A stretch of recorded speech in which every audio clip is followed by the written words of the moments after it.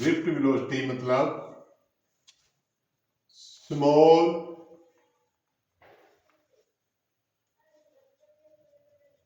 Constant velocity,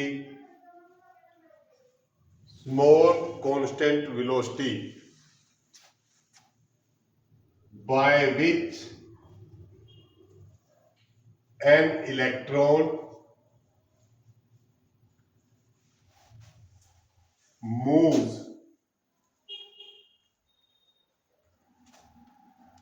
in conductor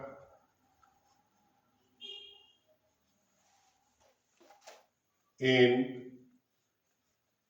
opposite direction या opposite direction नहीं, in conductor toward positive terminal of battery. Electron है, negative charge है, positive की तरफ जाएगा, तो small constant velocity by which an electron moves in conductor toward positive terminal of battery. Book में यही डेफिनेशन है, यही याद है, ठीक है। कितनी होती है? अप्रोक्सीमेटली 10⁻⁻⁴ मीटर पर सेकेंड, अप्रोक्सीमेटली -4 मीटर पर सेकेंड। जबकि इलेक्ट्रॉन थर्मल एनर्जी लेके कैसे मूव करता है, कितनी वेलोसिटी से मूव करता है? 10⁵ मीटर पर सेकेंड। लेकिन ड्रिफ्ट वेलोसिटी कितनी है? इस वेलोसिटी से कोई करंट नहीं है इसकी वजह से, लेकिन इतनी छोटी सी वेलोसिटी से करंट। अच्छा जी, सपोज करो अपने पास एक कंडक्टर है जिसकी लेंथ L है, जिसकी लेंथ L है, और वो कंडक्टर एक V वोल्ट की बैटरी से कनेक्टेड है, V वोल्ट की बैटरी से कनेक्टेड है। Let a conductor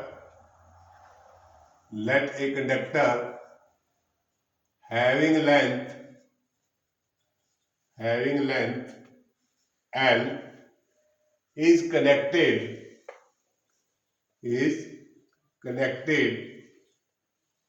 with a battery of potential difference V. Electric field E is कितना होगा? E is equal to V by L, तो ये बात साफ हो गई कि अगर कंडक्टर को V वोल्ट की बैटरी से जोड़ दिया जाए तो एक इलेक्ट्रिक फील्ड पैदा होगा। उस इलेक्ट्रिक फील्ड की वैल्यू हमने लिख दी, कितनी होगी? V by L। तो जब एक इलेक्ट्रिक फील्ड एग्जिस्ट करेगा तो उसकी वजह से कंडक्टर के अंदर जो इलेक्ट्रॉन है वो इलेक्ट्रॉन एक फोर्स को फील पक्का करेंगे। इसके अंदर जो अब इलेक्ट्रॉन है वो इलेक्ट्रॉन फोर्स फील करेंगे। कितना फोर्स फील करेंगे? Due to E, electron feels a force F which is equal to E मतलब चार्ज ऑन इलेक्ट्रॉन, E मतलब इलेक्ट्रिक फील्ड, माइनस मतलब direction of force is opposite to electric field.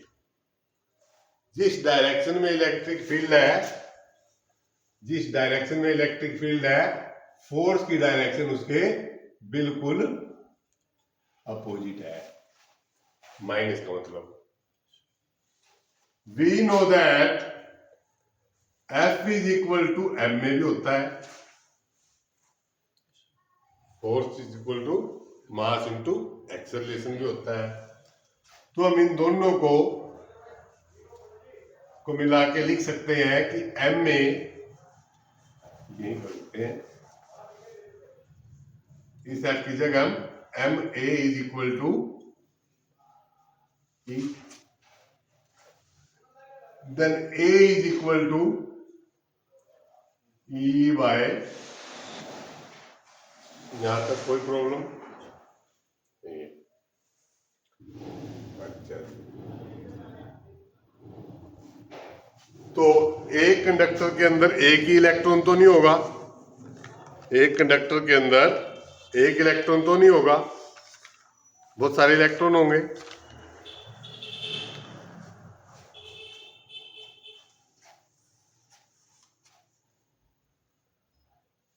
Suppose there are n number of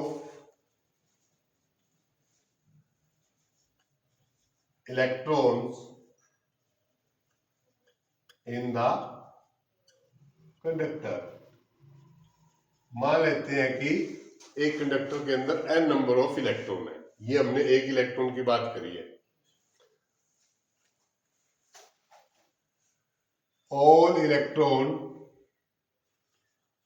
electrons moves with similar velocity। जितने भी electron होंगे वो सारे similar velocity से move करेंगे।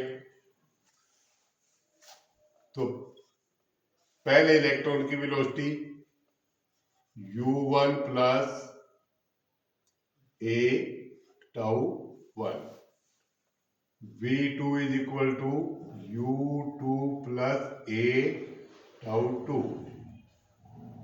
v3 is equal to u3 plus a tau 3, और इसी तरह से vn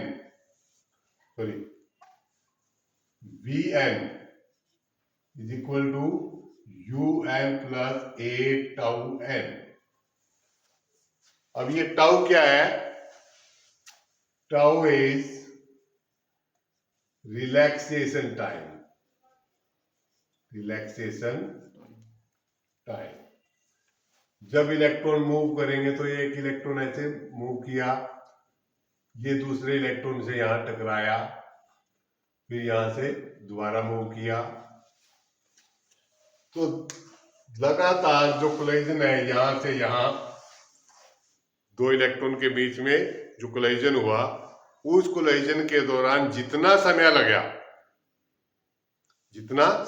लगा वो है relaxation time. Time between two successive collision is relaxation time.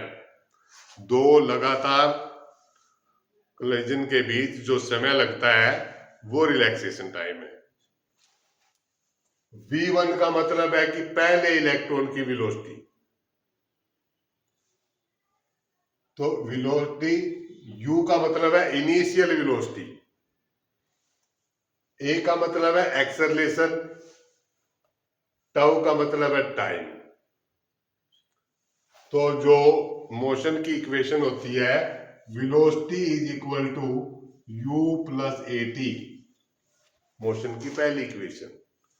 Final velocity is equal to initial velocity plus a into T. मान लिया कोई बाइक है, वो 5 मीटर पर सेकंड की स्पीड से एक्सेलरेटेड होती है, तो 10 सेकंड के बाद उसकी स्पीड क्या होगी? अगर वो अभी 20 मीटर पर सेकंड की स्पीड से चल रही हो, अपने पास एक बाइक निकली, बाइक की स्पीड 20 मीटर पर सेकंड, ठीक है, और वो जो एक्सेलरेशन है वो है 5 मीटर पर सेकंड स्क्वायर। तो what will be the speed after 10 second, ये इक्वेशन से निकाल सकते हैं। Final speed is equal to U, मतलब इनिशियल स्पीड जहां हमने बाइक को देखा 20 प्लस कितना एक्सेलरेशन था जब हमने उसको देखा 5 मीटर पर सेकंड स्क्वायर। टी कितने टाइम के बाद हम चेक करना चाह रहे हैं 10, 20 plus 50 is equal to 70 metre पर सेकंड उसकी स्पीड होगी आफ्टर 10 सेकंड। तो इसी तरह से मान लिया कि कंडक्टर के अंदर n नंबर ऑफ इलेक्ट्रॉन है, मोशन की इक्वेशन यूनिवर्सल एक जैसी है, माइक्रो ऑब्जेक्ट हो या मैक्रो ऑब्जेक्ट हो, ग्रहों पे भी वही लगती है, आदमियों पे भी वही लगती है, कीड़े मकोड़े पे भी वही लगती है, इलेक्ट्रॉन प्रोटॉन पर भी वही लगती है। तो पहले इलेक्ट्रॉन की जो वेलोसिटी है, मान लिया एक इलेक्ट्रॉन यहां से चला, ठीक है, यहां पर दूसरे इलेक्ट्रॉन से टकराया, धड़ाम, स्पीड कितनी होगी 0।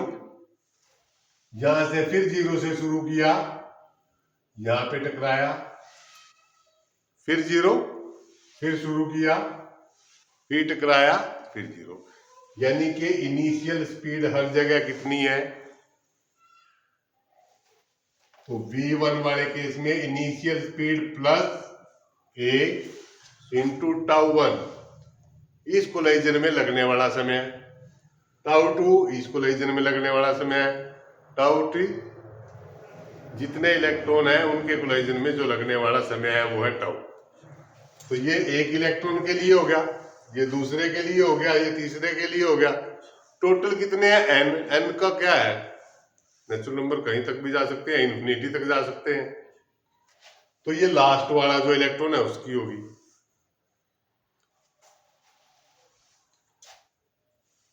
अब V average is equal to V1 plus V2 plus V3 plus Vn, average निकालेंगे फिर।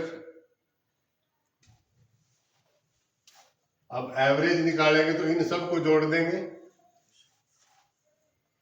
इन सबको जोड़ सकते हैं, इन सबको प्लस करेंगे, U1 plus U2 plus U3 plus UN plus A, सब में कॉमन है, into tau 1 plus tau 2 plus tau 3 plus tau n, ऐसा ही होगा।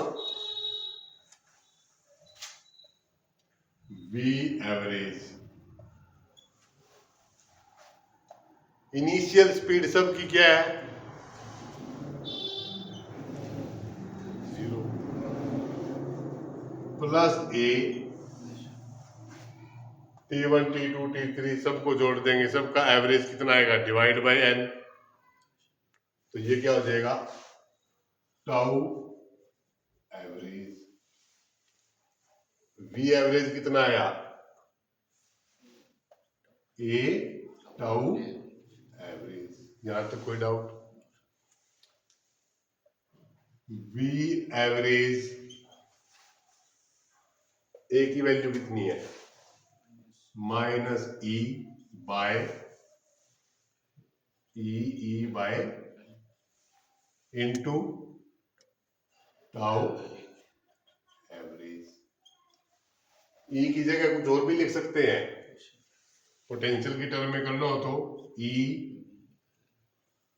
We by L M tau average. V average क्या है, यही वी एवरेज है drift velocity,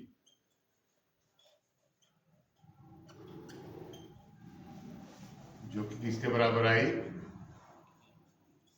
M tau average, और पोटेंशियल की टर्म में लिखनी है तो EVML tau average. Small constant velocity, small constant average velocity कर देते हैं। तो जो इलेक्ट्रॉन है वो इस क्रॉस सेक्शन एरिया से इलेक्ट्रॉन जो है वो निकल रहे हैं, तो वो जब निकल रहे हैं तो वो बहुत स्मॉल स्पीड से जा रहे हैं, एवरेज स्पीड से जा रहे हैं, जबकि इंडिविजुअली सारे इलेक्ट्रॉन मूव कर रहे हैं लेकिन वो उस स्पीड से कहीं जा नहीं पा रहे। वो स्पीड उनकी पॉजिटिव डायरेक्शन में है, जो कि अप्रोक्सीमेटली कितनी थी, 10⁵ मीटर पर सेकेंड। लेकिन वो जा रहे हैं इस डायरेक्शन में, किस स्पीड से, 10⁻⁴ मीटर पर सेकेंड। तो ये जो एवरेज स्पीड है यही है ड्रिफ्ट वेलोसिटी, जो कि इसके बराबर है। अब टैली कर ले, बुक में इतना ही है। किन किन फैक्टर्स पर ड्रिफ्ट वेलोसिटी डिपेंड करती है, इनको देख के चेक करो, यहीं से पता लग जाएगा। Electric field,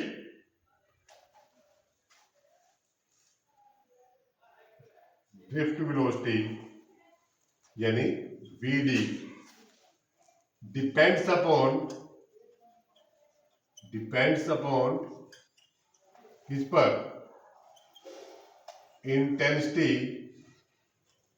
intensity of E electric field. Second, tau means relaxation time,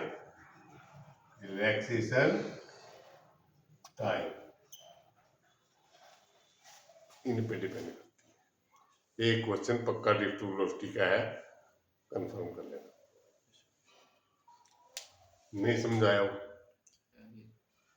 पिछली रामलीला कोई नहीं करनी, ये करनी है जो यहां से शुरू की है।